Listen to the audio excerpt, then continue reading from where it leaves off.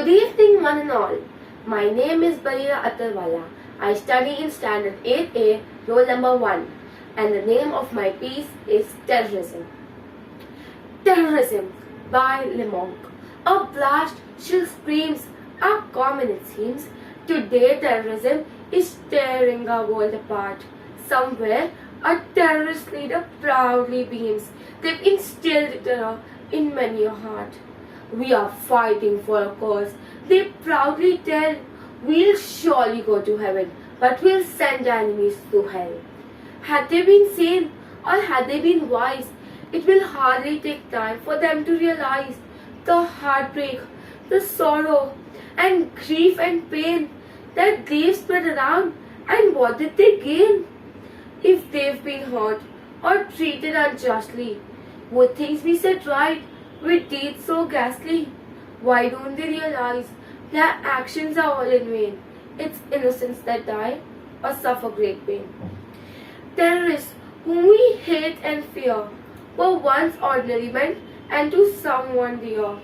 They've swerved from the path they were following then due to corrupt politicians and heartless men. To stamp out their curse is the need of an hour. We need the educated and honest to come to power. Thus terrorism will not show its ugly head again, and we will rid the world of some of its pain. Thank you.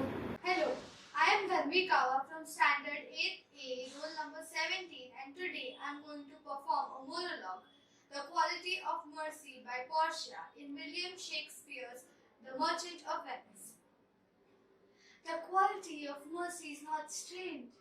It droppeth as a gentle rain from heaven upon the place beneath. It is twice blessed. It blesses him that gives and him that takes. 'Tis mightiest in the mightiest. It becomes a throned monarch better than his crown. His sceptre shows the force of temporal power, the attribute to awe and majesty, wherein doth sit the dread and fear of kings. But mercy is about this sceptre's way. It is enthroned in the heart of the king. It is an attribute to God himself, and earthly power doth then show like his gods, when mercy seasons justice. Therefore you, though justice be rightly, consider this, that in the course of justice none of us should see salvation.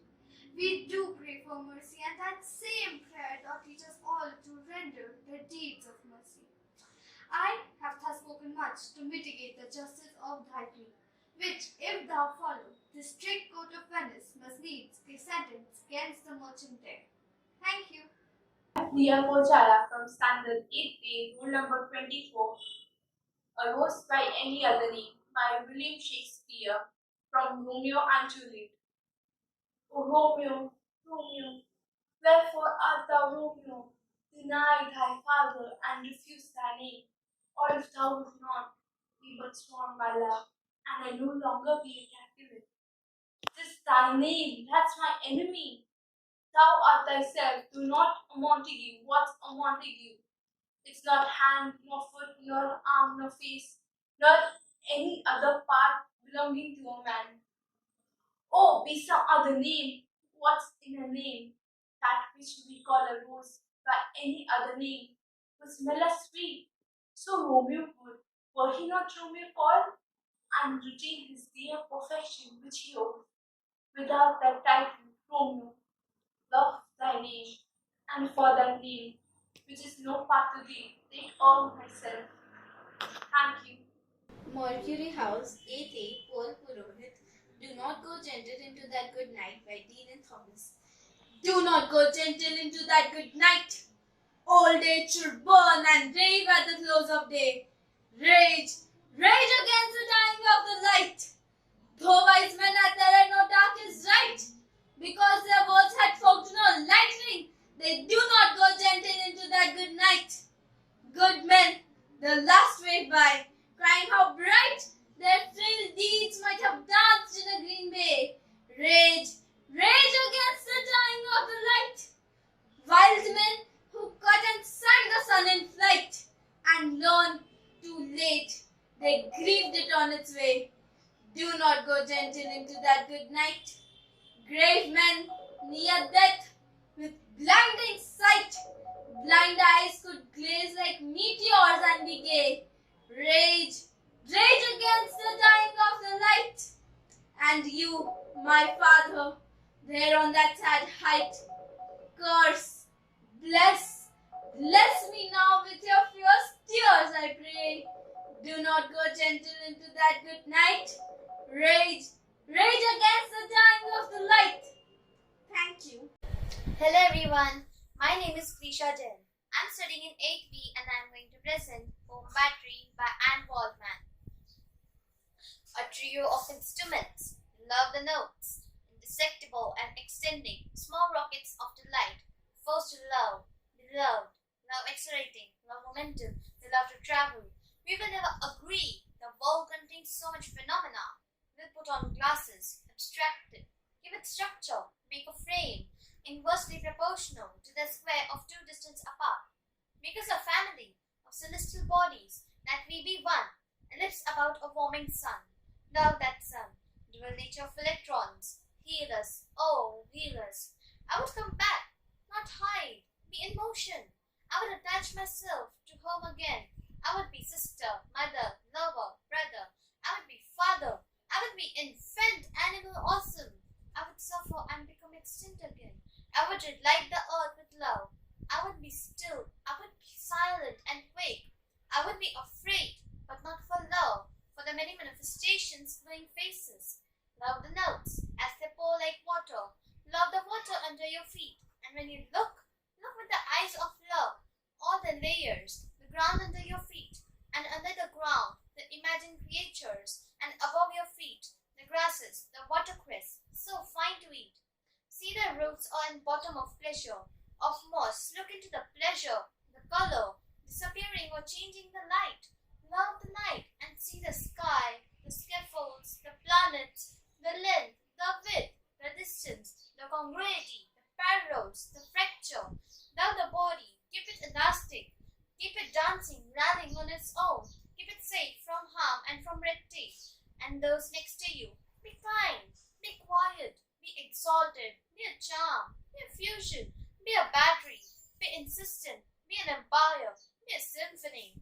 And in a moment's gentle passing, and in a moment's violent passing, completely, be her, be him, be them. See the face beneath the face, and see with the eyes of love. Gaze straight into the eyes of love with the eyes of love. Thank you. I am Mario Depurwara from Standard 8B, Neptune House. Defeat by Kahlil Gibran. Defeat, my solitude and my aloofness. You are dearer to me than 1,000 triumphs, and sweeter to me than all world glory. Defeat, my self-knowledge and my defiance. Through you I know that I am yet young and swift of foot, and not to be trapped by withering laurels. And in you I have found aloneness and the joy of being shunned and scorned. Defeat, my shining sword and shield. In your eyes I have read that to be enthroned is to be enslaved, and to be understood is to be leveled down, and to be grasped is to reach one's fullness, and like a ripe fruit to fall and be consumed. Defeat, my bold companion. You shall hear my songs and my cries and my silences, and none but you shall speak to me of the beating of wings and urging of seas and of mountains that burn in the night. And you alone shall climb my steep and rocky soul.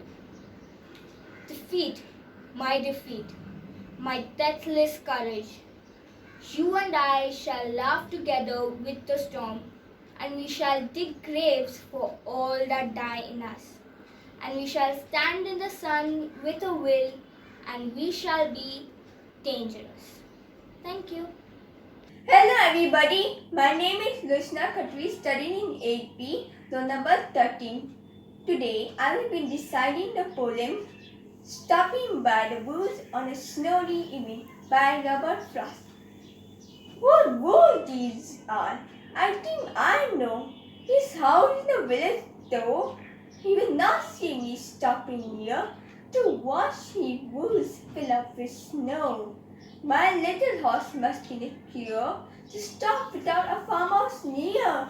Between the woods and a frozen lake, the darkest evening of the year. He gave his harness bells a shake to ask if there's some mistake. The only sound, the sweep of an easy wind and a downy flake. The woods are lovely, dark and deep, but I have promised to keep, and miles to go before I sleep, and miles to go before I sleep. Thank you. Zainab Naviwala, 8B19. To be or not to be, from Hamlet by William Shakespeare. To be or not to be. That is the question. Whether it is nobler in the mind to suffer the slings and arrows of outrageous fortune, or to take arms against a sea of troubles, and by opposing end them, to die, to sleep no more. And by sleep to say we end the heartache and the thousand natural shocks that flesh is heir to. This, the consummation, devoutly to be wished, to die, to sleep perchance to dream. Aye, there's the rub. For in that sleep of death, what dreams may come when we have shuffled off this mortal coil, must give us pause. There's a respect that makes calamity of so long life. For who would bear the whips and scorns of time? The oppressor's wrong, the proud man's contumely, the pangs of despised love, the law's delay, the insolence of office, and the spurns the patient merit of the unworthy takes when he himself might a quietest make with a bare bodkin? Who would fardels wear to grunt and sweat under a weary life, but at the dread of something after death, the undiscovered country from whose bourne no traveller returns, puzzles the will, and makes us rather bear those ills we have than fly to others that we know not of? Thus conscious does make cowards of us all. Thank you.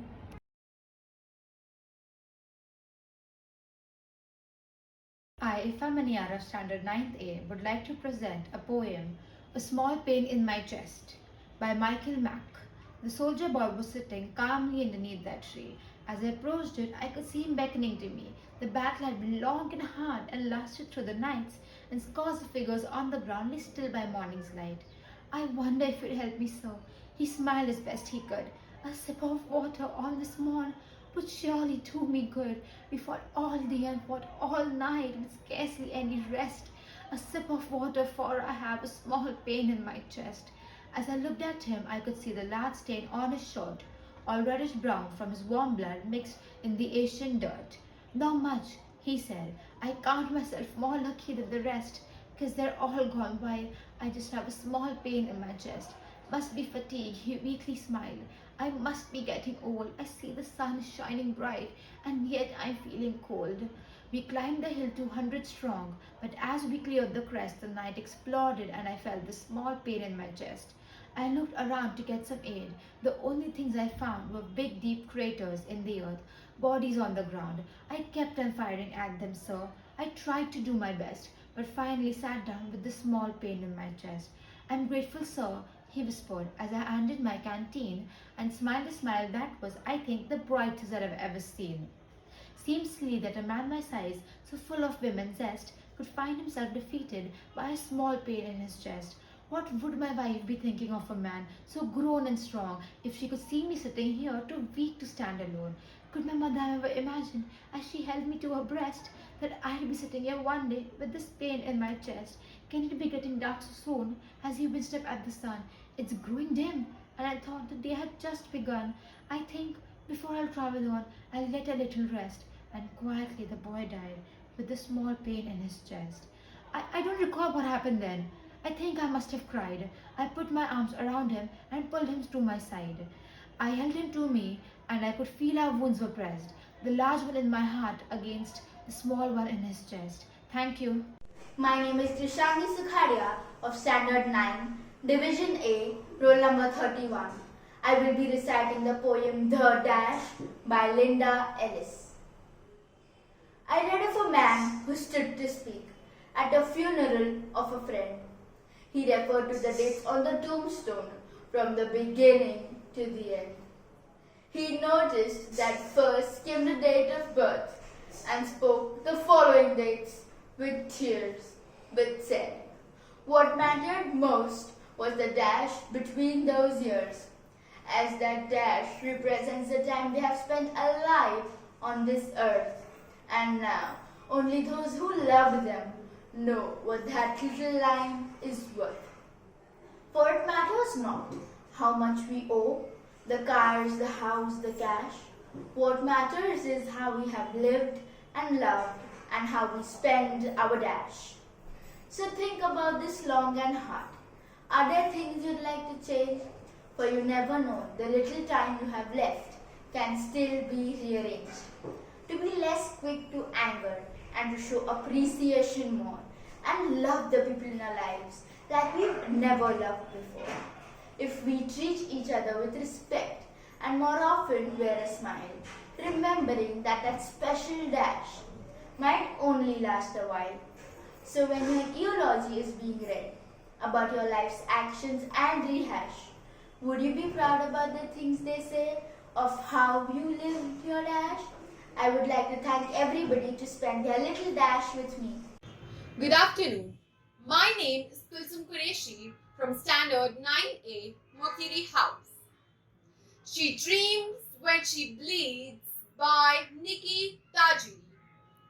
Darling girl, your period isn't dirty. The only impurity is the thought in his head that you are any less than him. And so it begins, rushing and crashing, lurching and falling. You will find your path over time. Your period won't always be easy. It won't always be perfect. It won't always be predictable. But life rarely is. Your period is a sign of health. And one day I hope that you think that today I am bleeding. Today I am healthy. Today I am alive. Even if you don't think your blood is beautiful, can you appreciate the complexity, the symphony that is our hormones? Your whole body coded into every single cell. Can you appreciate the symmetry? Left ovary, right ovary. Left ovary, right ovary. The egg rolling down that red carpet. Can you appreciate the rhythm? The millions of blood cells falling away, then rebuilding over again. The faithful repetition, month in and month out.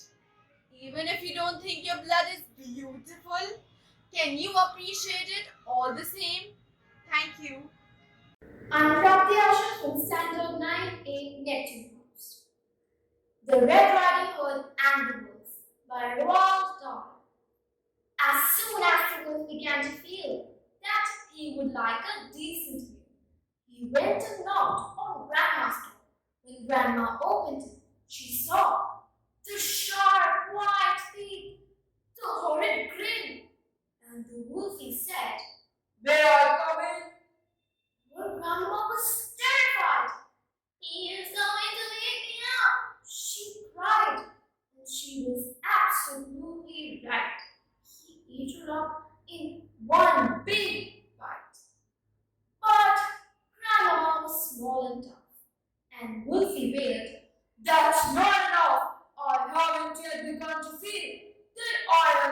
decent meal. He ran around the kitchen yelping, I've got to have a second helping. then added with a frightful leer, I'm therefore going to wait right here till little Miss Red Riding Hood comes home from walking in the wood. he quickly put on grandma's clothes. Of course, he hadn't eaten those. He dressed himself in coat and hat. He put on shoes, and after that, he even brushed and curled his hair, then sat himself in grandma's chair. In came the little girl in red. She stopped. She stared, and then she said, "What great big ears you have, Grandma!" "Oh, the better to hear you with," said the wolf. "What great big eyes you have, Grandma!" said the little Red Riding Hood. "All the better to see you with," the wolf replied. He sat there watching her and smiled. He thought, I am going to eat this child. Compared to her old grandmama, she's going to taste like caviar. "Hmm." Then the little Red Riding Hood said, "But what great lovely furry coat you have on, Grandma!" "That's wrong!" cried the wolf. Have you forgot to tell me what big teeth I've got? Oh well, no matter what you say, I'm going to eat you anyway. The small girl smiles. One eyelid flickers. She whips up the stalk from her knickers. She aims it at the creature's head and bang, shoots him dead. A few weeks later, in the wood, I came across Miss Riding Hood. But what a change! No cloak of red, no silly hood upon her head. And she said, "Hello, and please salute my lovely furry full-skin coat." Thank you.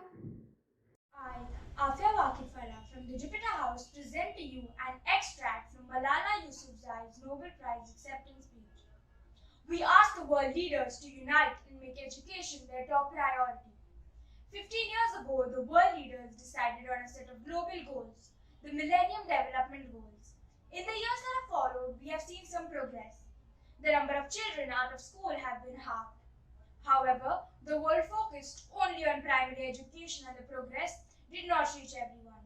But next year, in 2015, representatives from all around the world will gather at the United Nations to decide on the next set of goals, the Sustainable Development Goals. Leaders must seize this opportunity to guarantee a free, quality, primary and secondary education for every child. Some will say this is impractical or too expensive or too hard or even impossible. But this time, the world thinks bigger. Dear brothers and sisters, the so-called world of adults may understand it, but we children don't. Why is it that countries we call strong are so powerful at creating wars, but so weak at bringing peace? Why is it that giving guns is so easy, but giving books so hard? Why is it that making tanks is so easy, but building schools so difficult? As we are living in the modern age, the 21st century, and we believe that nothing is impossible, then in this 21st century, we must be determined that our dream of quality education for all will come true. So let us bring equality, justice, and peace for all. Not just the politicians and the world leaders, we all need to contribute. You, me. It is our duty. So we must work and not wait. I call upon my fellow children to stand up around the world. Dear brothers and sisters, let us be the first generation to decide to be the last. The empty classrooms, the lost childhoods, the wasted potential, let these things end with us. Let this be the last time that a boy or girl is forced to work in a factory. Let this be the last time that a girl is forced to do early childhood marriage. Let this be the last time that an innocent child loses their life in war. Let this be the last time that a child remains out of school. Let this be the last time that a girl is told that education is a crime and not a right. Let this be the last time that a classroom remains empty. Let us begin this ending and let this end with us. And let us create a better future right here, right now. Thank you. My name is Aisha Sheikh. I'm from Standard 9, Division B, and I'm from the Neptune House. I Hate Performing by Amber D. Oh, why did I even sign up for this? I didn't know we had to practice auditioning. This is not fair. Everybody will be looking at me, judging me. If I do one thing wrong, everybody's going to notice and laugh at me. The lights will be gleaming in my eyes. My hands will start shaking. My throat will get dry. And I'll slutter like there is no tomorrow. I'm so nervous.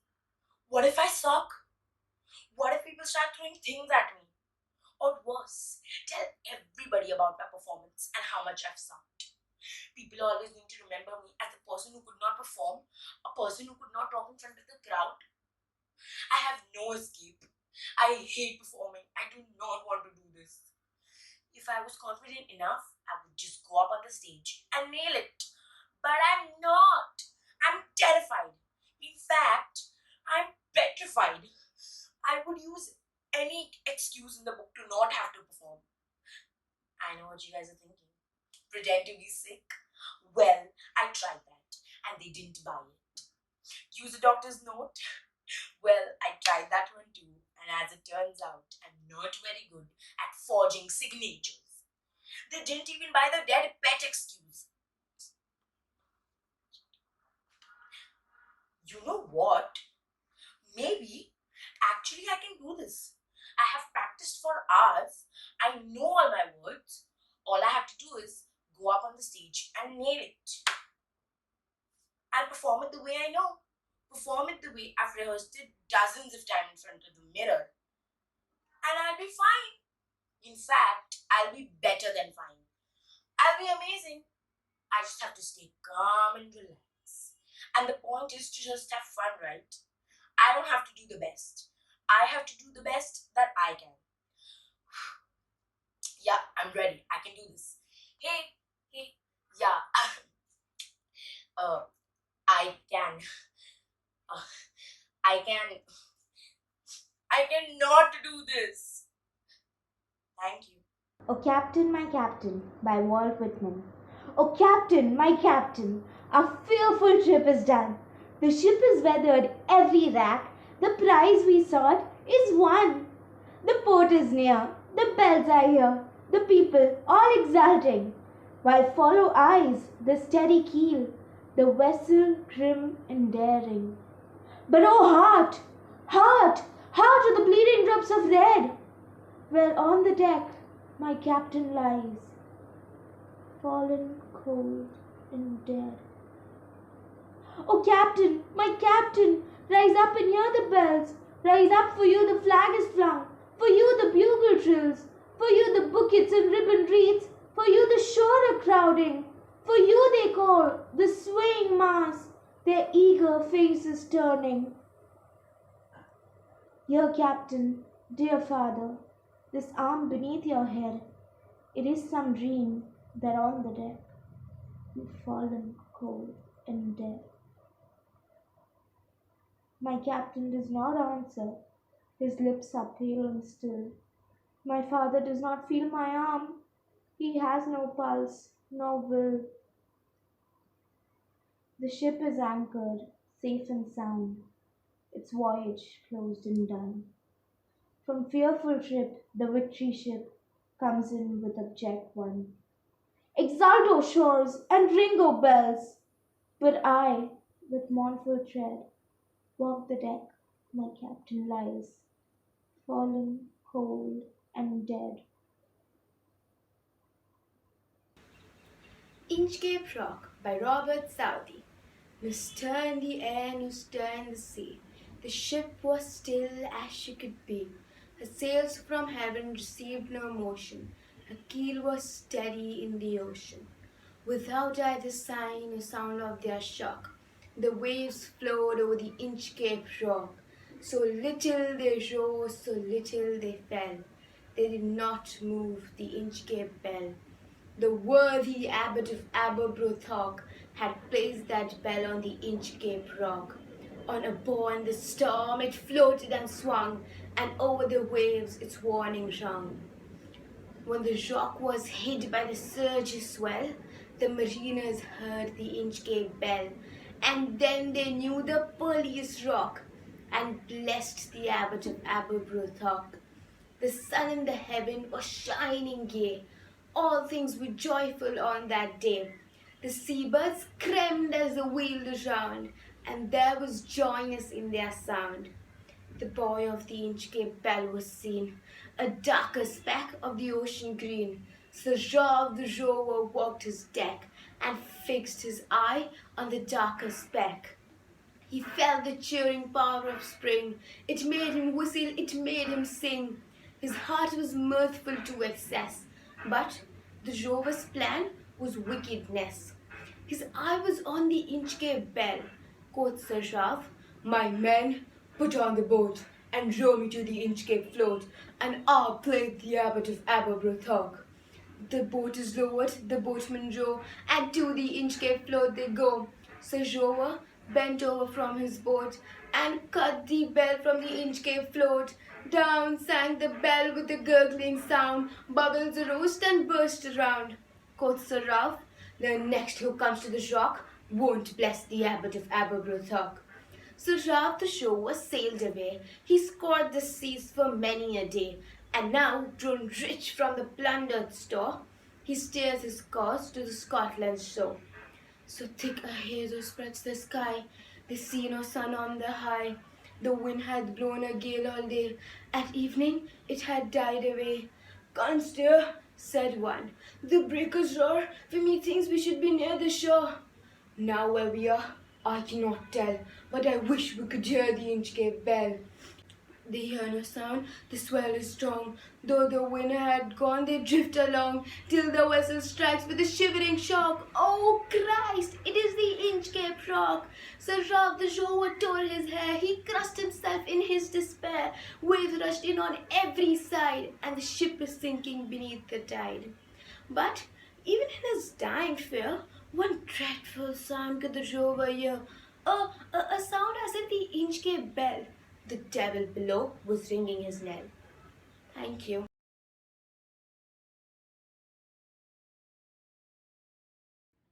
10A Eliza Pattern. Matilda by Hilla. Matilda told such dreadful lies, it made one gasp and stretch one's eyes.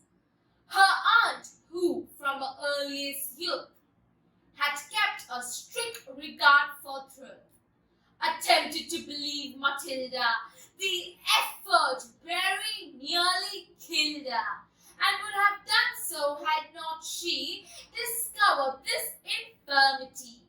For once, towards the close of day, Matilda, growing tired of play, and finding she was left too alone, went tiptoe to the telephone, and summoned the immediate aid of London's noble fire brigade. Within an hour, the gallant band were pouring in on every hand, from Putney, Hackney, Towns, and Bow. With courage hard and hearts aglow, they galloped roaring through the town. Ding-a-ling-a-ling-a-ling! Matilda! Matilda's house is burning down! Inspired by British cheers and crowd proceeding from the frenzied crowd, they ran the ladders to a score of windows on the bottom floor, and took peculiar pains to souse the pictures up and down the house, until Matilda's aunt succeeded in showing them they were not needed. And even then she had to pay to get the men to go away. It happened that a few weeks later, her aunt was off to the theatre to see the interesting play, The Second Mrs. Tanqueray. She had refused to take a niece to hear this entertaining piece, a deprivation just and wise, to punish her for telling lies. That night a fire did break out. You should have heard Matilda shout.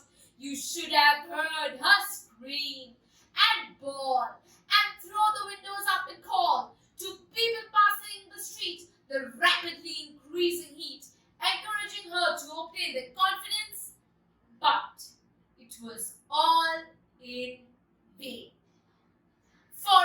every time she shouted, "Fire!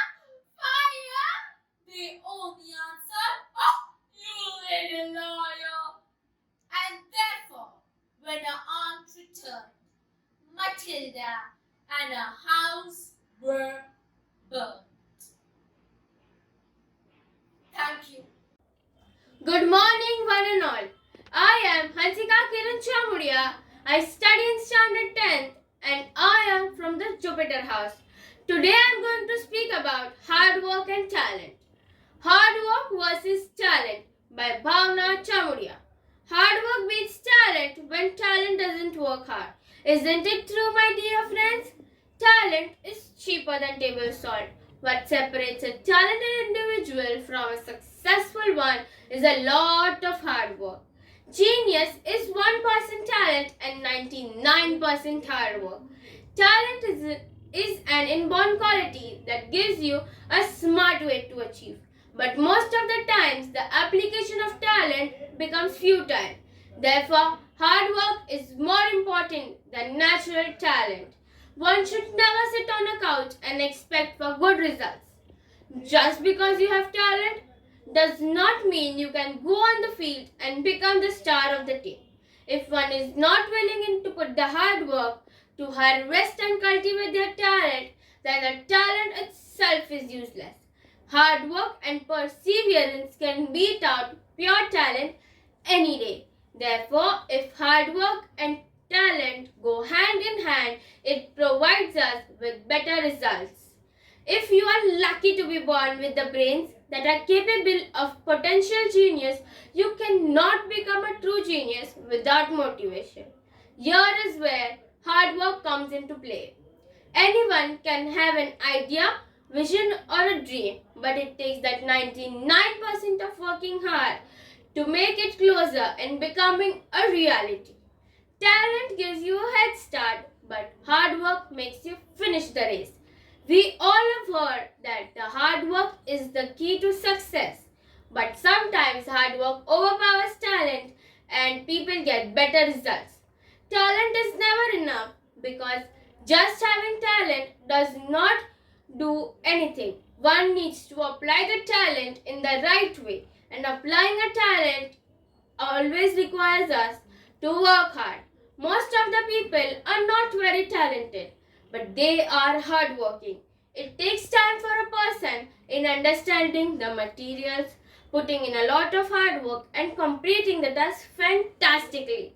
Some are born genius and they manage to score good in every field.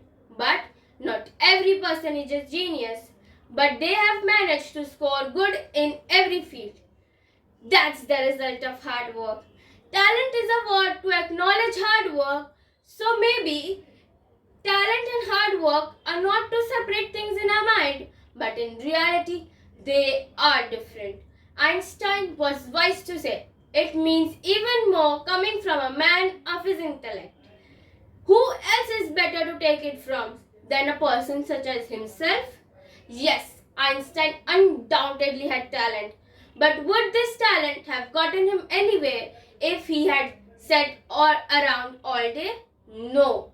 He had put in loads of hard work to make his name in the history of for every aspiring generation. So, my talented friends, no. My hardworking friends, no sorry. My talented and hardworking friends, all the best. Thank you. My name is Gurua Davodwala, studying in Standard 10A. My piece is Death at 17 by John Berrio. Agony claws my mind. I'm a statistic. When I first got here, I felt very much alone. I was overwhelmed by grief. I expected to find sympathy. I found no sympathy. I saw only thousands of others whose bodies were as badly mangled as mine. I was given a number and placed in a category. The category was called Traffic Fatalities. The day I died was an ordinary school day. How I wish I had taken the bus. But I was too cool for the bus. I remember how I wheeled the car out of mom. Special favor, I pleaded. All the kids drive. When the 2:50 p.m. bell rang, I threw my books in the locker and ran to the parking lot, excited at the thought of driving a car and being my own boss. It doesn't matter how the accident happened. I was goofing off, going too fast, taking crazy chances. But I was enjoying my freedom and having fun. The last thing I remember was passing an old lady who seemed to be going awfully slow. I heard a crash. I felt a terrific jolt. My whole body seemed to be turning inside out. I heard myself scream. Suddenly, I awakened. It was very quiet. I saw a doctor. I saw a police officer standing over me. And my whole body was mangled.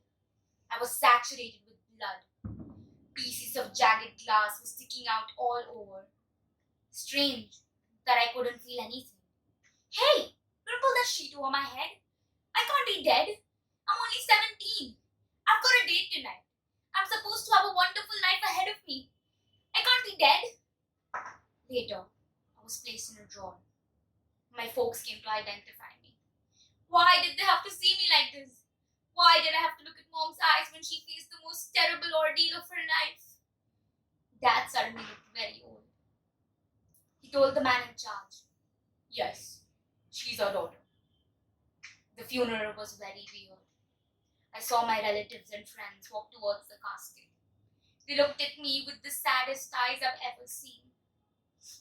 A few of my buddies were crying. Some of the girls touched my hand and walked and sobbed as they walked by. "Please, somebody, wake me up. Get me out of here. I can't bear to see Mom and Dad in such pain. My grandparents are so weak from grief, they can barely walk. My brothers and sisters are like zombies. They move like robots in a daze." Good morning. I am Rutuja Pandre from Neptune House in Standard 10A. Tears of a Teen by Saket Sinha. They say our life is happy, so full of fun. They call it a devices when they point a gun. Dad says, "You only have to study. Why can't you?" Dear elders, wait a while. Come and wear into my shoes. Unit tests are coming up. Beware. You must study till late. Learn and prepare. Don't be a coward. You're on the soccer field. Bent like Beckham. You must win a shield. Oratory is the art of public speaking. You must participate. It will be interesting. The quiz master is confusing, you see. Go through Telegraph, Statesman and Graffiti. Late to bed and early to rise. You say will make me brilliant and wise. You were absent yesterday? Go meet the clerk. I'll kick you out of my class if you don't do the homework. Don't get distracted. Be steady like the stars. Look, go for tuitions. Forget the high five, or cut, or Facebook. We are your elders. Be safe for your good. Better pay attention or you would. Understood? Now that you've taken a ride into my routine, let me show you the pictures that you've already seen. So easy is our life that we are never at rest. Today is elocution and tomorrow will be the test. If we fail, Dad receives a letter. If we pass, you can still do better. What hypocrisy is this? Are we machines? We have our lives. We have our dreams. You've made the boat dirty with your words. You must clean. I'm sorry, elders. It was just the blood from the heart of a teen. Thank you. Hello, this is Barkat Fatima Sayed from 10th B. I'm from the Neptune House and I'm going to be performing Waiter from Hell by Jean Pellet. Remember when eating out was a relaxing experience? Today, you feel like a laboratory rat that has to struggle through a maze each time it wants a chunk of cheese. Good evening, the head waiter said. Would you prefer to dine indoors or outdoors this evening? I guess indoors would be good. We followed him there. Now, would you prefer a view overlooking the golf course, the sunset on the lake, or the majestic mountains in the west? Whatever you recommend. Then, a young man better dressed and better looking than any one of us presented himself at our table. Good evening. My name is Paul and I will be your waiter this evening. I'll have a steak and a baked potato. Soup or salad? Salad. We have mixed green salad, okay? Whatever you say. Dressing? I didn't want to make another decision. Just bring me one. Surprise me. Creamy Italian is a house special. Would that be alright, sir? Yeah, I was caught. Enough of civility. And your baked potato? I knew what was coming next. I just want the potatoes dry. Do you understand? I don't want anything on it. No butter. No. Don't you understand English? I shouted. I don't want anything on it. Just bring your baked potato and a steak. Would you like that rare, medium well, well done? Or if you prefer, we can... That did it. I threw my napkin to the floor, stood up, looked him in his arrogant eyes and said, how would you like to sit in this outside? Fine with me, sir. Would you prefer the car park, the side alley, or the road outside the restaurant? Oh, I prefer right here, I said. And then I punched him hard. He ducked, then countered with a left hook right under my eye. It was the first time all night he hadn't offered me a selection. I collapsed semi-conscious onto my chair as someone in authority berated Polly. When I regained my senses, I saw the very concerned head waiter standing right in front of my nose. He apologized and offered to buy me whatever I wanted. I'll be fine. Just bring me a glass of water. Right away, sir, he said. Would you prefer the imported mineral water or club soda with a wedge of lime? Thank you. My name is Fatima Hardwarewala from 10th B, Mercury House. Still I Rise by Maya Angelou. You may write me down in history with your bitter, twisted lies. You may trod me in the very dirt, but still like dust I'll rise. Does my sassiness upset you? My eye beside to gloom? Cause I walk like I've got oil wells pumping in my room, just like moons and like suns with a certainty of tides, just like hope springing high. Still I rise. Did you want to see me broken, bowed head and lowered eyes, shoulders falling like teardrops, weakened by my soulful cries? Does my haughtiness offend you? Don't take it awful hard, cause I laugh like I've gold mines digging in my own backyard. You may shoot me with your words, you may cut me with your eyes, you may kill me with your hatefulness, but still like air I'll rise. Does my sexiness upset you? Does it come as a surprise that I dance like I've got diamonds at the meeting of my thighs? Out of the huts of history shame I rise, up from a past that's rooted in pain I rise. I am a black ocean, leaping and wide, welling and swelling, I bend the tide, leaving behind a night of terror and fear I rise. Into a daybreak that's miraculously clear I rise. Bring the gifts that my ancestors gave, I am the dream and the hope of the slaves. I rise, I rise, I rise. Thank you. Good morning, one and all. I am Griha Parmar of Standard 10th B and I'll be performing I Killed Her by Anonymous. I killed her. I killed her because I do love her. These hands that gave life to many, killed her because of my love for her. Ladies and gentlemen of this honorable court, please listen to me. Listen to my story before you give my verdict. I am Dr. Rice, a cancer specialist. I was born in a slum district of Battling. My mother brought me up in such determination, and my ambition was to escape the filthy and horrible life of Battling. My father, oh, I don't know him, for I'm a child of faith. My mother had a burning faith that she turned the nights into days. My mother, who gave her whole life for me, had tears in her eyes as she pinned the gold medal on my proud chest. Later on, I was sent as a scholar of the Philippines to the United States of America. I embraced my mother tightly as I reached the plane.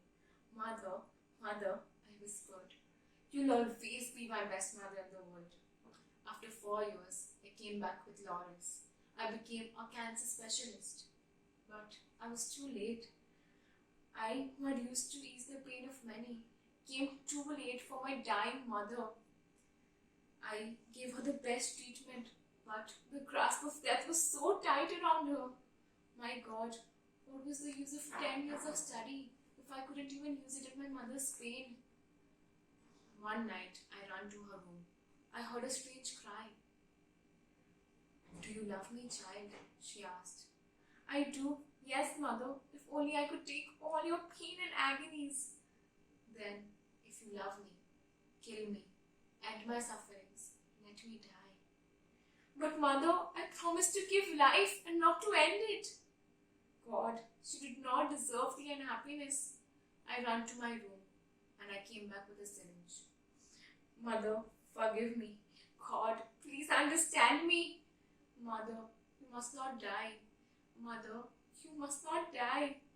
Don't leave. I love you. It was only distilled water. Mother, mother, mother. Ladies and gentlemen of this honorable court, yes, it was only distilled water that ended the sufferings of my dying mother. I killed her. Judge me, punish me, go, punish me, thy will be done. Nishi Ranawat, 10B25. The Fed Up Genie by Rebecca Young. Poof, give me what I want. Poof, give me what I want. Poof, give me what I want. And that's how it goes all day long. I don't ever get a minute's peace. It's like I was born to serve them. Well, I have a life too. You know, there I'll be taking a shower, reading a book, talking to my mama, anything. When, bam, someone's got to rub the lamp and out I come like a puff of smoke. No apology, no sorry for disturbing you. No, is this a good time? Nothing, just Jimmy, Jimmy, Jimmy. It's just them and their greedy little wishes. Half the time, they don't even know what they want. Not because they don't want anything, oh no, but because they can narrow it down to 3. They forget that just minutes before, they weren't going to get anything. And now, they want it all? Seems like everyone tries this, so can I wish for another 3 wishes? Gag! Do you think that's gonna work? Come on, do I look like a moron? Well, okay, maybe I do look a little silly in this stupid genie suit, but it comes with a job. Believe me, I didn't pick it out. I look like MC Hammer in this old poofy pants days. They didn't look good on him, and for sure, they don't look good on me. The fat just looks fatter, if you know what I mean. But back to the people. 3 wishes on the tray. It's not that hard. They stand there throwing things out, and when I get ready to give them the wish, they say, I didn't actually wish for it. I was just thinking. Well, think a little faster, people. I don't have all day to watch over you. Get a clue. Know what you want before you rub the lamp. Thank you.